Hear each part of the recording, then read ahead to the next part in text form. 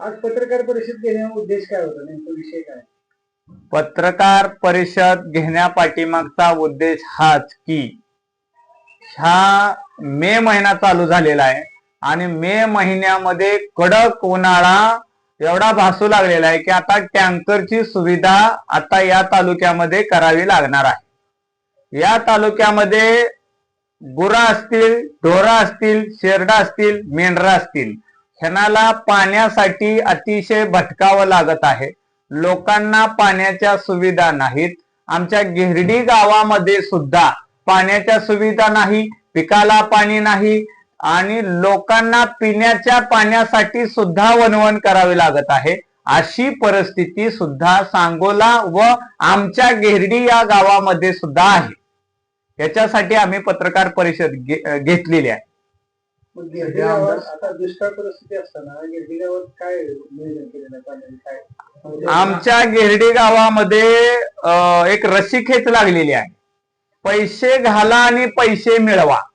त्यामुळं लोकांचा विकास बाजूला, त्या अधिकाऱ्यांचा विकास चालू आहे, त्या नेत्याचा विकास चालू आहे। विकास नावाचा पोरग जन्माला येतं पण विकास कधी झालेला नाही। आज तेच विषय मांडायचा विषय होता की मौजे गिरडी या गावामध्ये अनेक कामं रखडलेली आहेत आणि त्याची बिलं निघालेली नाहीत। म्हणजे लोकांना पाणी देण्यासाठी जी पाईपलाईन आलेली आहे, जी पाईपलाईन शासनानं मंजूर केलेली आहे, जे पैसे निधी काढलेला आहे, पण तिथं पाईपलाईन नाही। ह्या पुढाऱ्यांना, ह्या ग्रामसेवकाला, ह्या सरपंचाला, ह्या बीडीओला आणि या कलेक्टरला माझा सवाल आहे की तुम्ही न देता त्या ठिकाणी निधी तुम्ही त्या ठिकाणी दिला, निधी तुम्ही वर्क ऑर्डर डन केली, त्या कामाची चौकशी न करता काम झालंय का नाही ते बघता तुम्ही बिलं काढताच कशी? तुम्हाला सांगतो, माझ्याकडे अजून भरपूर गिरडी गावामधील विषय आहेत की जिथं भ्रष्टाचाराचा बकासूर महापूर आलेला आहे। लोकांच्या समस्या कोण सांगायला तयार नाही।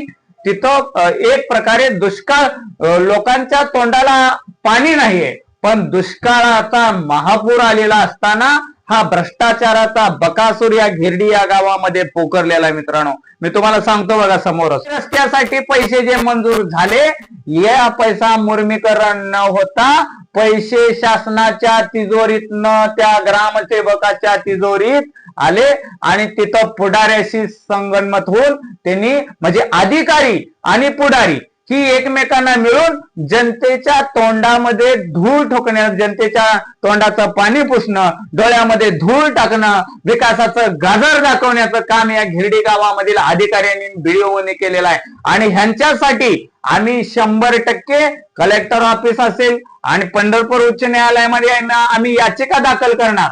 तिथं याचिका दाखल केल्यानंतर ज्या वेळेला बाबांनो हे जे पैसे मंजूर झालेले आहेत, हे पैसे व्याजासहित परत झाले पाहिजेत।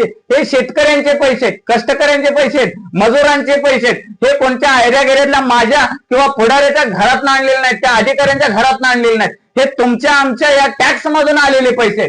त्यामुळं हा जो पैशाचा गैरवापर आहे अजून सुद्धा भरपूर आहे। असा करोडोचा भ्रष्टाचार गिरडी या गावामध्ये झालेला आहे।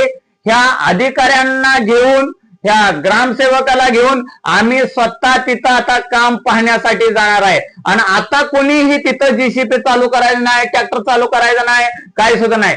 उद्यापासून आता इथून पुढं अधिकाऱ्यांनी डायरेक्ट त्या कामावर जाणे। वर्क ऑर्डर का दिली, कशासाठी दिली, पैसे कोणाच्या खात्यावरती आले, ते कसा गैरवापर झाला, ह्याचा संपूर्णरित्या ह्याचा अभ्यास केला जाईल आणि जो व्यक्ती दोषी असेल 100% पैसे तर वसूल होतीलच आणि दोषींना अटक झाली पाहिजे। हे आमचे घुटुगडे बंधू म्हणून, एक जनता म्हणून, सामान्य माणसं म्हणून, शेतकरी म्हणून आमची मागणी असेल। कोणकोणत्या अधिकाऱ्यांनी, कोण सरपंच, कोणते? हे बघा, कुणाचंही नाव मला घ्यायचं नाही। जो तत्कालीन सरपंच होता, तत्कालीन सरपंच त्या काळामध्ये, बघा बीडीओ आहे का, बीडीओ आहे त्या काळामध्ये बरोबर आहे. किती 4-5 सरपंच असू द्या. किती सालचं काम आहे? 24-25 या 3 वर्षामध्ये बीडीओ ह्याला सामील आहे, सरपंच सामील आहे, ग्रामसेवक सामील आहे, उप अभियंता PWD सामील आहे, उप अभियंता ग्रामीण पुरवठा तिथं त्याला सामील आहे, उप अभियंता जिल्हा परिषद सामील आहे आणि या सगळ्यांना हँडल करणारा बोका एक सामील आहे त्याच्यात. त्या बोक्याला 100% अटक होईल. ही 100% जनतेला न्याय मिळेल. आणि जनतेला पण माझा सवाल आहे, लय कोण आपल्या जवळचा वगैरे ह्याच्यासाठी नाही, पैसे घाला आणि राजकारण करा असे नाही. पैसे तुमच्याच खिशातले, तुम्हालाच दिले जातात, तुमच्याच कामासाठी आलेले पैसे. त्यामुळे कोणालाही पाठबळ न करता तुम्ही सत्याच्या पाठीमागे उभा राहावा आणि न्याय 100% मिळेल. या गुरांना, ढोरांना, मेंढरांना, शेरडांना, शेतकऱ्यांना, मजुरांना आणि ग्रामीण आणि शहरी भागामध्ये राहणाऱ्या सुद्धा लोकांना न्याय भेटेल असं मी आश्वासन देतो. अधिकारी कार्यालय साहेबांना आम्ही पत्र लिहिलेलं आहे की याची पंचनामा करून त्याची एक समिती गठीत करा. जी समिती तिथनं सोलापूरमधनं येऊन प्रत्यक्षात पाहणी करत, तिथं काम कुठलंही झालेलं नाही तर जे कोण दोषी असतील त्यांना तिथं तात्काळ त्यांच्याकडून पैसे वसूल करावे. ज्यांनी ज्यांनी ह्याच्यात सहभागी आहेत तिथले अधिकारी असतील किंवा जे पुढारी असतील. आणि दुसरी गोष्ट काय, आम्ही स्वतः तिथं टॅक्स पेअर आहे. आमच्या घराचा आम्ही टॅक्स भरतोय, पाणीपट्टी भरतोय स्वतः आम्ही. जर आमच्या पैशाचा दुरुपयोग होत असेल तर आम्ही एवढं शिकून एवढं संविधान वाचून मग आम्ही जर आवाज नसतो उठवत तर आम्हाला त्या शिक्षणाचा उपयोग काय? ही आमची एक छोटीशी प्रामाणिक भावना आहे. किती रकमेचा भ्रष्टाचार असावा? जवळजवळ 1.5 कोटीचा भ्रष्टाचार असावा.